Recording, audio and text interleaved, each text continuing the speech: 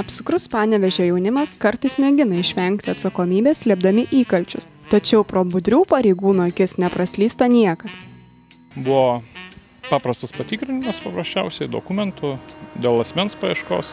Baigus tą patikrinimą pastebėjom, kad po sustabdyto automobilio galinė dalimi guli cigarečių pakelis. Ir buvom įsitikinę, kad stabdant automobilį to pakelio nebuvo paprasčiausiai.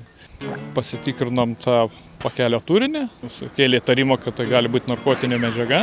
Jaunuolis, kuris stovėjo toj vietoj, sakė, kad čia ne mano daiktas, aš pirmas iki man.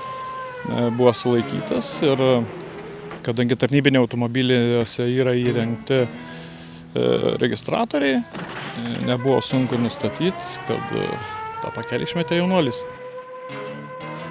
Nusikalstamos veikos padarymu įtariamas 25 metų panevėžietis sulaikytas.